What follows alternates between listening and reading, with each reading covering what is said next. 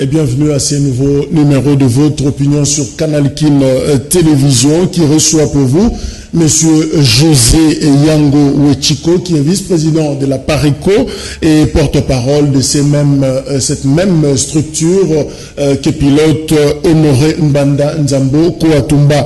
Monsieur José Yango est également historien de formation. Bonjour Monsieur Yango. Bonjour Monsieur Jacques Kalonji.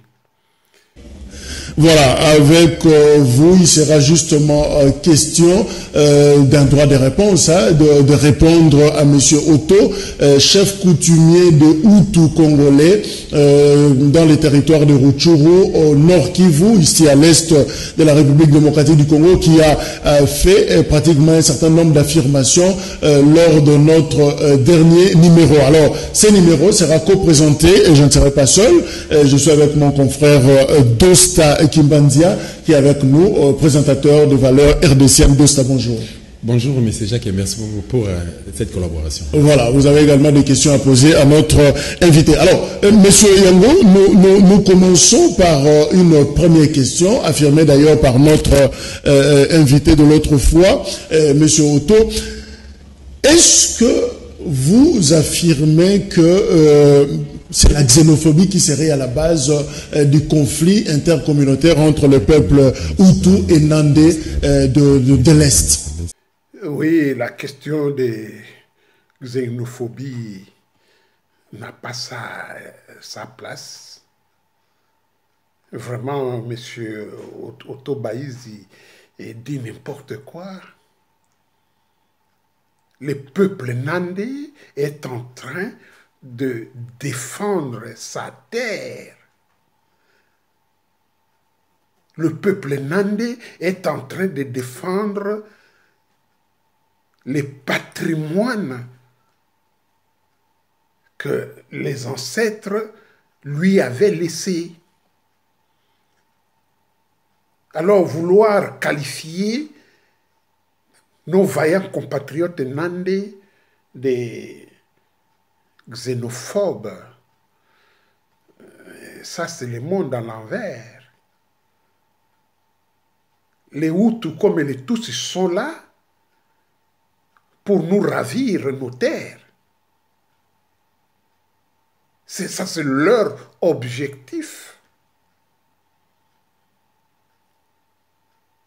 Ils sont venus chez nous, nous les avons accueillis, et maintenant ils se retournent contre nous en nous tuant pour récupérer notre terre. Ça c'est connu. Tous les massacres qui se passent à l'Est, toutes les atrocités, les viols, les tueries qui passent là-bas, c'est pour que les autochtones abandonnent leurs terres et que les envahisseurs rwandais viennent le récupérer. Et voilà monsieur Otto Baïzi qui ne trouve pas une argumentation solide. Il va maintenant qualifier tout simplement nos compatriotes de xénophobes. C'est cette victimisation, cette musique-là qui fait craindre certains Congolais. Si on les touche, on va me dire que je suis xénophobe. Si on dit ceci, on va me qualifier de cela. Non, nous défendons notre terre.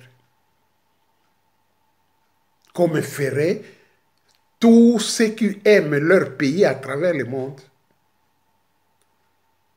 Il n'y a pas du tout de la xénophobie. Voilà, la deuxième question, on veut quand même avoir une petite précision. Existe-t-il de Hutus, on peut même élargir la liste de Tutsis congolais, parce que M. Otto a affirmé sur notre plateau qu'il était Hutu congolais et qu'il était même chef coutumier, c'est-à-dire Mwami, à Rutshuru, dans l'est de la République démocratique du Congo. Est-ce qu'on peut affirmer aujourd'hui, pour besoin de mémoire, qu'il existerait de Hutus congolais? Oui, M. Jacques Kalonji. les Hutus, les Tutsis sont des étrangers, sont de Rwandais. Il n'y a pas de Tutsis congolais, il n'y a pas de Hutus congolais. Ces gens sont venus chez nous, on les a accueillis, mais ils se retournent maintenant contre nous. Monsieur Otto Baïzi, qui se dit Moami, au nord Kivu. Mais quand est-ce que les Hutus étaient devenus Moami chez nous? Avant l'imposition par l'administration coloniale belge du Rwandais Hutu Daniel Ndeze comme Moami à Rutshuru en 1921. Monsieur Otto Baïzi, peut-il nous dire le nom, un seul nom, du prédécesseur Hutu de monsieur Daniel Ndeze, qui était Moami à Rutshuru? Ça n'existe pas. Alors, s'ils étaient là depuis des temps immémoriaux, comme ils aiment chanter partout, mais depuis tout ce temps, ils n'avaient pas de Moami. C'est parce que cette terre ne leur appartient pas. Ils sont venus chez nous en immigration. Et surtout quand les Belges ont créé la mission d'immigration de Banyarwanda, les Belges partaient au Rwanda chercher de la main-d'œuvre pour les industries agro-pastorales du Kivu ou les industries minières du Katanga. Et ces gens sont venus chez nous. Et après leur contrat, ils ne rentraient pas, la plupart ne rentraient pas au Rwanda. Et c'est comme ça qu'ils sont restés chez nous. Ils se sont multipliés, mais ils n'ont pas de terre à eux. Donc, M. Otto Baïzi peut tout dire ce qu'il veut, mais il ne deviendrait pas Congolais pour autant. S'il veut devenir Congolais, ce n'est pas un problème. Qu'il demande la nationalité congolaise en bonne et due forme, et il sera Congolais d'origine rwandaise. Ce n'est pas une injure. Il y en a ici en Europe des Congolais d'origine belge, des Congolais d'origine française, d'origine britannique. Mais ils ne sont pas pour autant des Wallons ou des Flamands, des Bretons ou des Bourguignons, des Anglais ou des Gallois. Parce que prétendre être Wallon ou Flamand, c'est-à-dire avoir une terre. Or, ce Congolais qui est devenu belge n'a pas de terre à lui en Belgique. Il ne peut même pas de lui-même dire qu'il est Wallon ou Flamand. Vous, si vous changez la nationalité, M. Otto Baïzi, vous deviendrez Congolais d'origine rwandaise. Ça se limite là-bas. Nande, il est autochtone. Il a une terre. Mais vouloir dire non, parce que ce sont des xénophobes, là, vous n'aurez pas gain de cause. Donc, il n'y a pas de Hutu, il n'y a pas de Tutsi congolais. Voilà, je donne la parole à mon confrère Dosta pour une question. Voilà, monsieur José, que répondez-vous à monsieur Baïzi qui affirme que monsieur Oniringbanda se laisse manipuler par les Nandais et qui ne connaît pas la vraie problématique de l'Est de la RDC? Ça, il a dit, hein, monsieur Oniringbanda racontait sa vie et finalement, il était financé d'ailleurs par le peuple Nandais. Oui, mais monsieur Otto Baïzi dit que les Nandais financent M. Laurent Gbagbo pour combattre les Rwandais, Hutus ou Tutsis. Ça, il faut avoir le courage de le faire. Parce que M. Laurent Gbagbo, il est congolais, il est patriote, il défend son pays partout. S'il est aux côtés des Nandais, parce que les Nandais défendent la terre congolaise qui se trouve à l'est.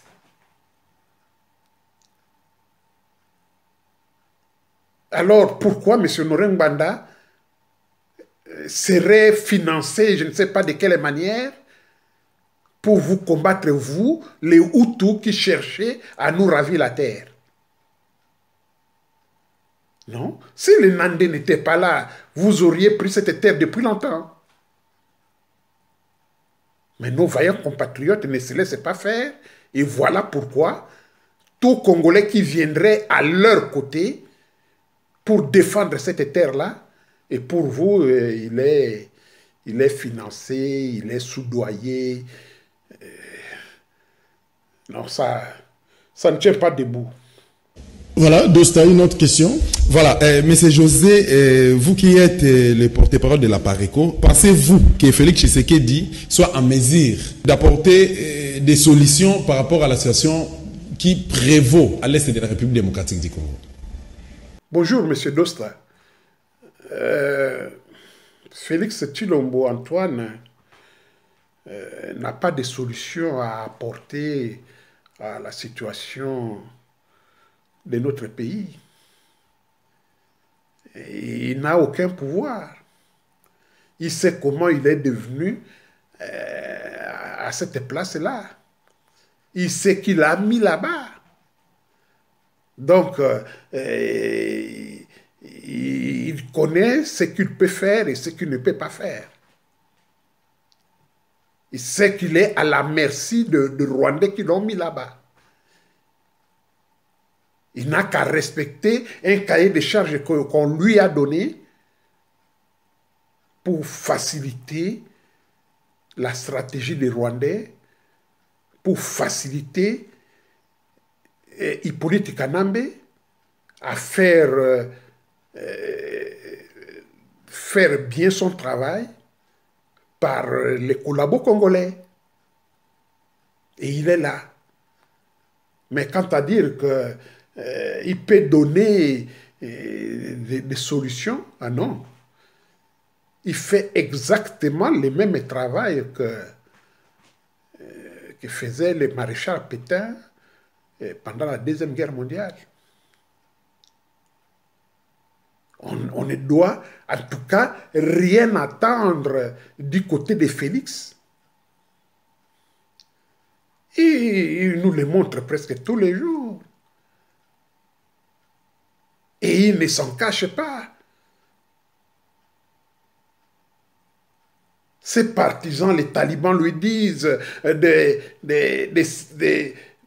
se séparer avec les FCC, de rompre avec les FCC. Il leur répond carrément que pas question. Pas question, il est toujours avec les FCC, il est toujours avec Hippolyte Kanambe. Comment, dans ces conditions, pourrions-nous nous attendre à une quelconque solution qui viendrait de Félix pour mettre en porte-à-faux les Rwandais? Non. Voilà, Monsieur Yango, merci de la réponse, mais il y a également cette affirmation de Monsieur Otto qui a dit que la balkanisation en République démocratique du Congo, c'est d'ailleurs un mythe, ça n'aura pas lieu, donc il ne faut même pas y penser, il ne faut même pas en parler. Est-ce que vous êtes dans cette logique? Oui, la balkanisation est un fait. Celui qui ne verrait pas les dangers, les menaces de la balkanisation, alors celui-là est un véritable aveugle. Notre pays est menacé par ces démembrements. une fois que les Rwandais vont déclencher la dernière stratégie, celle de créer partout des guerres, et que l'ONU viendra mettre des forces d'interposition pour soi-disant séparer les belligérants. Et c'est à partir de ce moment que notre pays sera démembré en minuscules petits États et qui favoriserait plus tard le vol massif, la spoliation de nos matières premières. Ils vont créer des États voyous comme ils l'ont fait à Kosovo. Donc, ce que M. Ngbanda avait dit bien avant, il y a des années, nous avons vu les catholiques confirmer cela, les protestants, même chose. Nous avons vu plusieurs fois des produits industriels flanqués d'une carte où nous voyons les Kivu dans le Rwanda. C'est-à-dire que Kivu n'est plus congolais. Et ces images-là, s'ils ne peuvent pas interpeller les Congolais, alors nous n'aurons que nos yeux pour pleurer. Le peuple congolais doit tout faire pour mettre fin à cela.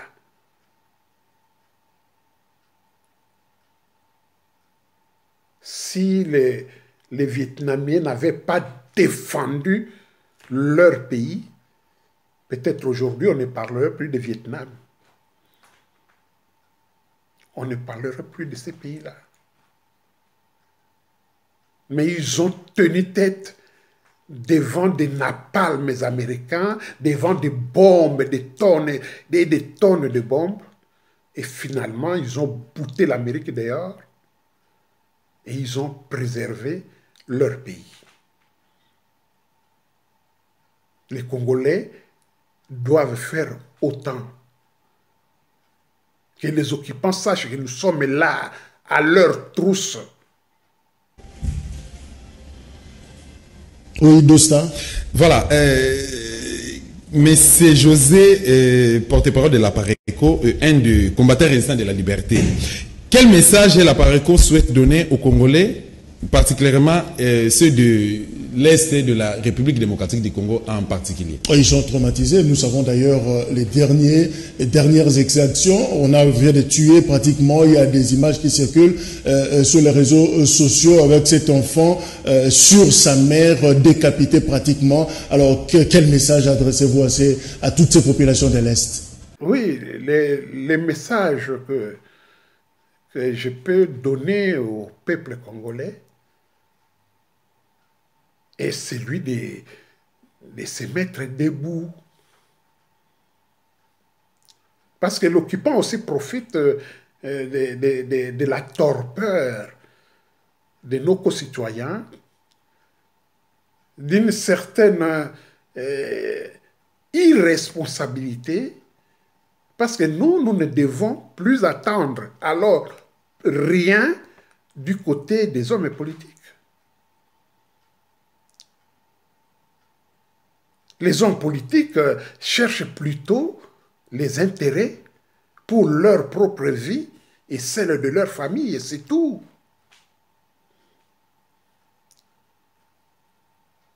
Mais pas le bien-être de la population, encore moins la défense de notre pays. Tout ce qui se passe à l'Est, vous entendrez très rarement les hommes politiques congolais, même ceux qui se disent opposants, parler de ces problèmes, parler de ce qui se passe à l'Est. Mais leur problème, c'est de voir s'ils peuvent gagner quelque chose en travaillant avec les occupants. Donc, le message de la Pareco est toujours d'appeler le peuple congolais à se mettre debout, comme les Maliens l'ont fait, comme les Burkina Faso l'avaient fait contre leur frère, le président Blaise Compaoré. Et si nous ne le faisons pas, personne ne viendrait faire ça à notre place. Voilà les messages. Le message est clair. Mettons-nous debout. Ne trahissons pas notre pays.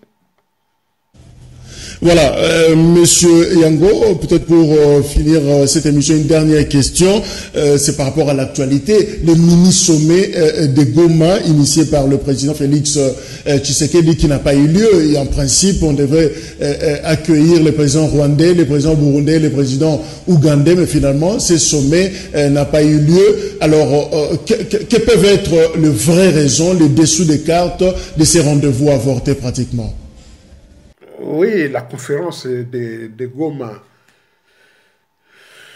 mon cher Jacques Kalonji, si ça échoue, pour moi, ça me dit absolument rien du tout, parce que je n'entendais rien de cette conférence. Rien du tout. Ce n'est pas cette conférence-là qui devait mettre fin à l'occupation, non. Cette conférence-là, et je ne sais pas les raisons pour lesquelles elle a échoué, je ne sais pas. Mais au moins, que le peuple congolais peut-être a échappé à quelques complots qui pourraient exploser le pays. Quand on a parlé de cette conférence, moi, j'ai pensé tout de suite à ce que le Premier ministre français, dans les années 40, M. Daladier, le Premier ministre britannique, M. Chamberlain, le président du Conseil italien, M. Mussolini, s'étaient réunis en Suisse, à Munich avec Adolf Hitler. Parce qu'il savait que Hitler veut envahir la Tchécoslovaquie pour s'emparer de la région des Sudètes. Et eux, pour l'en dissuader, ils ont appelé cette conférence-là et Hitler est venu, ils ont parlé, et ils lui ont dit voilà, n'envahissez pas la Tchécoslovaquie, nous allons vous offrir la région du Sud-Est, là où il y a des Allemands, et comme ça, il n'y aura plus de la guerre. Hitler leur a fait plaisir, il a accepté, il a signé même les documents. C'était en septembre 1938. Mais une année plus tard, le 1er septembre 1939, Hitler a passé outre tous les accords. Il a attaqué la Pologne et c'était le début de la Deuxième Guerre mondiale qui a vu l'Allemagne occuper presque toute l'Europe.